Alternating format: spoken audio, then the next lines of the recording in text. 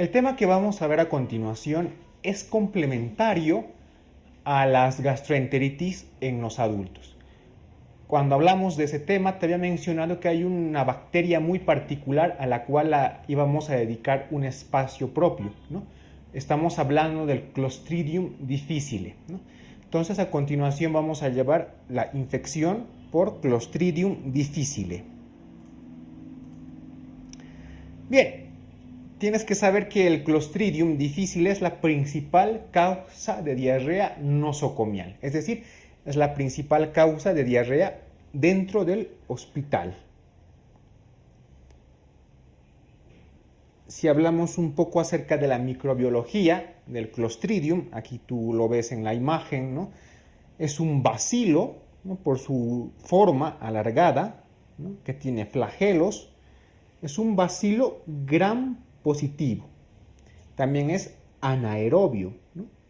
Y es formador de toxinas. Entonces, esas son las características del Clostridium difficile. Tiene la capacidad de convertirse en una espora, ¿sí? En algo más circular, algo así. Y esto es un mecanismo de defensa, ¿sí? Entonces, nuestro Clostridium es un bacilo gram positivo, anaerobio, formador de toxinas y que se puede convertir en una espora. Y recuerda, es la causa más frecuente de diarrea nosocomial. ¿Cómo se realiza la patogenia? Bueno, la transmisión del bicho este es frecuentemente fecal-oral, ¿sí? Pero a nivel hospitalario, ¿qué es lo que pasa?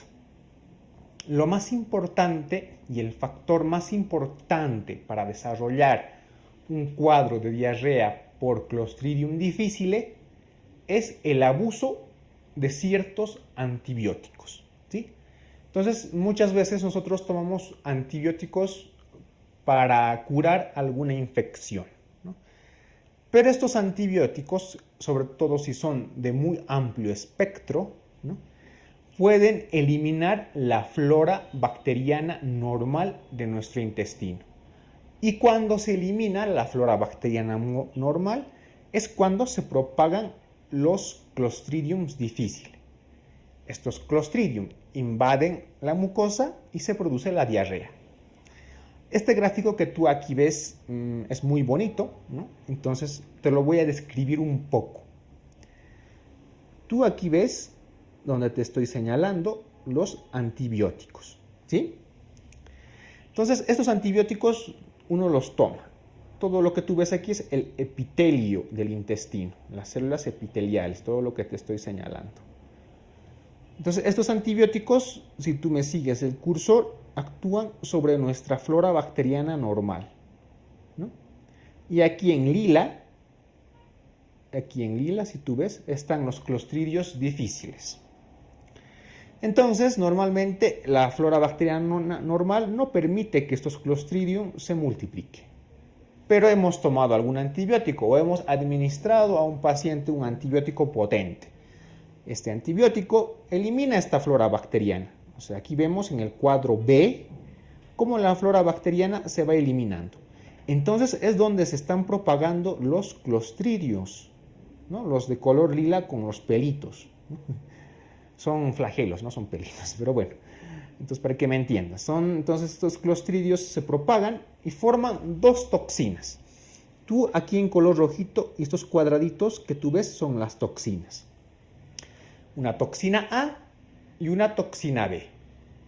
Entonces, estas toxinas desencadenan una reacción inflamatoria. Si tú aquí ves, en el cuadro D, se están preparando varios agentes o células que están presentes en la defensa de nuestro organismo. Entonces, se produce una reacción inflamatoria y dado esto, se va a producir una diarrea. ¿No? Una diarrea, en este caso, de tipo inflamatorio.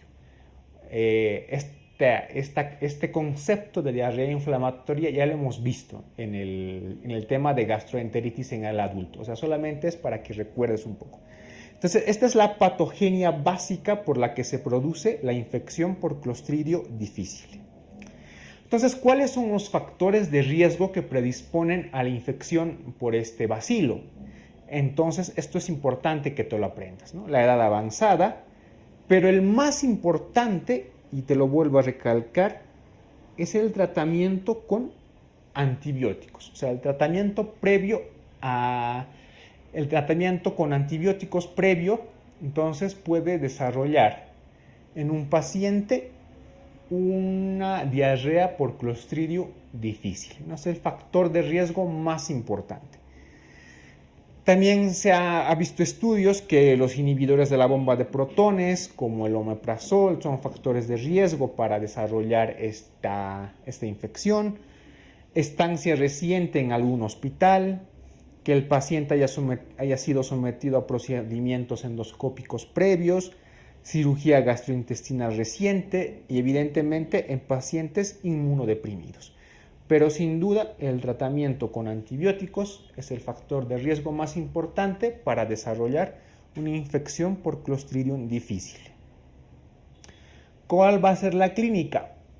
Al hablar un poco de la patogenia te he indicado que la fase final es el desarrollo de una respuesta inflamatoria a nivel del epitelio intestinal. Esto nos conduce ¿a qué? A una diarrea inflamatoria. ¿Y cuáles eran las características de la diarrea inflamatoria? ¿Tú las recuerdas? Era una diarrea, ¿no? Que tenía leucocitos y que tenía sangre y moco, ¿no? Esa es la característica de una diarrea inflamatoria. Aparte, el paciente va a desarrollar dolor abdominal, tipo cólico, malestar general, náuseas y vómitos.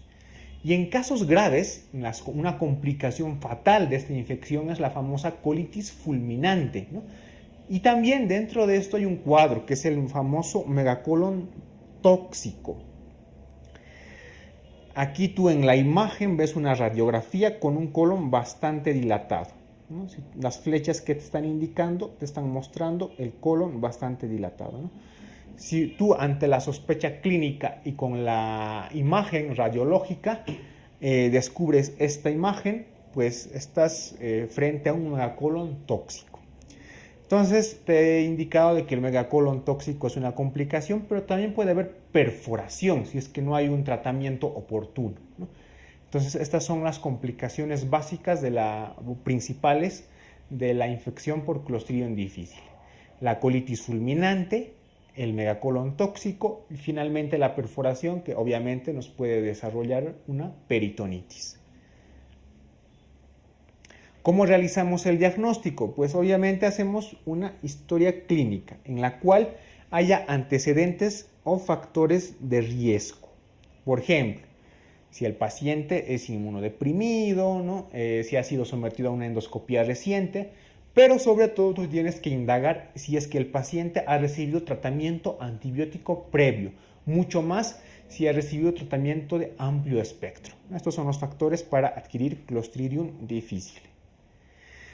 Luego tienes que hacer una evaluación clínica, o sea, una diarrea inflamatoria, y vamos a pedir serologías, ¿no? El test de ELISA es el que se utiliza para detectar principalmente las toxinas A y B del Clostridium difficile. Y en algunos casos también podemos usar una reacción en cadena de la polimerasa, pero más frecuentemente se usa el test de ELISA para detectar toxina A o toxina B de Clostridium difficile. La colonoscopía solo está indicada si existe una clínica compatible alta, ¿no? Y los estudios bacteriológicos han sido negativos. En general, la colonoscopía no está indicada. Solo está indicada cuando el paciente tiene factores de riesgos, tiene una clínica muy sugestiva y los estudios bacteriológicos, la serología ha sido negativa. ¿Cómo vamos a realizar el tratamiento? Bueno, el tratamiento evidentemente es antibiótico. Aquí hay una contradicción muy interesante, ¿no? Administrar antibióticos es un factor de riesgo para desarrollar infección por Clostridium difficile. Y para el tratamiento también vamos a volver a utilizar antibióticos. Bueno, es así, antibióticos. Un antibiótico causa la infección y otro antibiótico lo va a solucionar. Quédate con eso. Entonces vamos a clasificar la infección en dos, una que sea complicada y otra no complicada. Entonces, de acuerdo a esto, hay unos criterios para definir si una infección por Clostridio difficile es complicada o no. El cuadro que aquí tú ves es muy importante. Entonces, basta que el paciente cumpla un solo criterio de todos los que están en la diapositiva, ya se considera infección por Clostridium difficile complicada. ¿Cuáles son estos parámetros? Por ejemplo, que a la signosintomatología del paciente tenga fiebre mayor a 38.5, inestabilidad hemodinámica, que presente datos de peritonitis o que presente datos de íleo.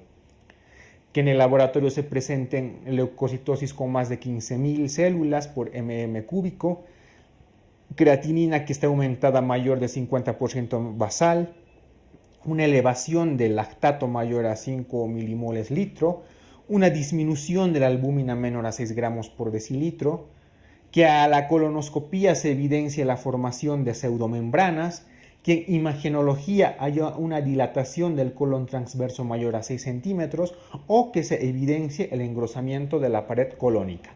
Basta un solo parámetro de cualquiera de estos que están en las diapositivas y tú ya clasificas la infección por C. difficile como complicada.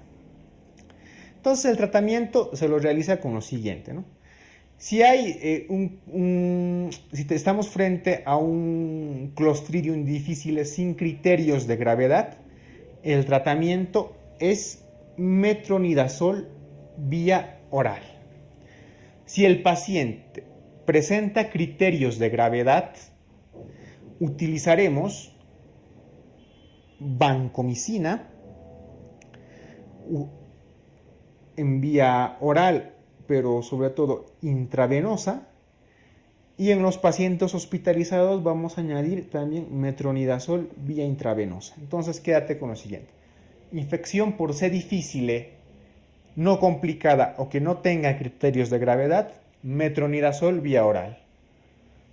Una infección por C. difficile complicada o con criterios de gravedad, vancomicina más metronidazol.